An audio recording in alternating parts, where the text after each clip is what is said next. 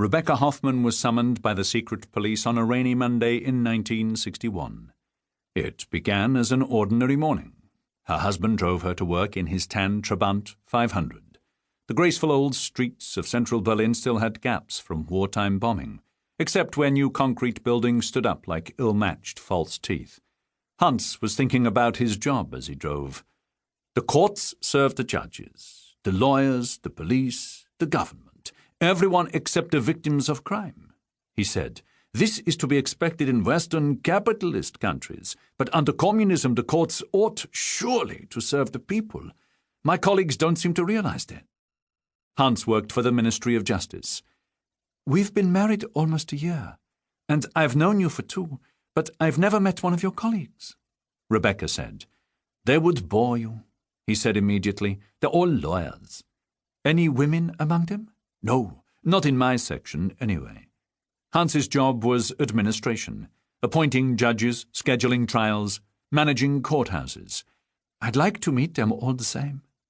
Hans was a strong man who had learned to rein himself in.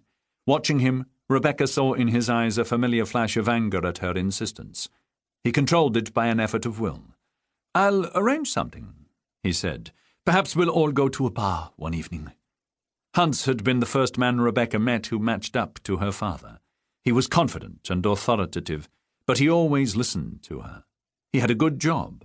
Not many people had a car of their own in East Germany, and men who worked in the government were usually hardline communists. But Hans, surprisingly, shared Rebecca's political skepticism. Like her father, he was tall, handsome, and well-dressed. He was the man she had been waiting for. Only once during their courtship had she doubted him, briefly. They had been in a minor car crash. It had been wholly the fault of the other driver, who had come out of a side street without stopping. Such things happened every day, but Hans had been mad with rage. Although the damage to the 2 cars was minimal, he had called the police, shown them his Ministry of Justice identity card, and had the other driver arrested for dangerous driving and taken off to jail. Afterward, he had apologized to Rebecca for losing his temper. She had been scared by his vindictiveness, and had come close to ending their relationship. But he had explained that he had not been his normal self, due to pressure at work, and she had believed him. Her faith had been justified. He had never done such a thing again. When they had been dating for a year and sleeping together most weekends for 6 months, Rebecca wondered why he did not ask her to marry him. They were not kids. She had then been 28, he 33. So she had proposed to him. He had been startled, but said yes. Now he pulled up outside her school. It was a modern building and well-equipped. The communists were serious about education. Outside the gates, 5 or 6 older boys were standing under a tree, smoking cigarettes. Ignoring their stares, Rebecca kissed Hans on the lips. Then she got out. The boys greeted her politely, but she felt their yearning adolescent eyes on her figure as she splashed through the puddles in the schoolyard. Rebecca came from a political family.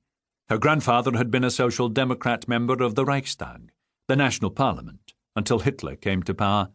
Her mother had been a city councillor, also for the Social Democrats, during East Berlin's brief post-war period of democracy.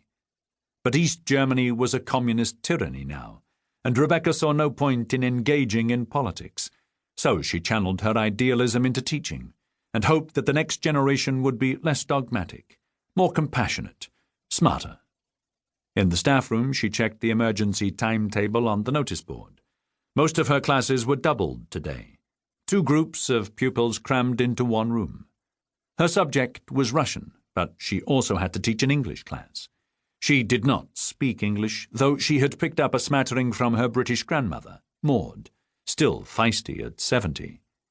This was the second time Rebecca had been asked to teach an English class, and she began to think about a text. The first time, she had used a leaflet handed out to American soldiers, telling them how to get on with Germans. The pupils had found it hilarious, and they had learned a lot too. Today, perhaps she would write on the blackboard the words of a song they knew, such as The Twist, played all the time on American Forces Network radio, and get them to translate it into German. It would not be a conventional lesson, but it was the best she could do.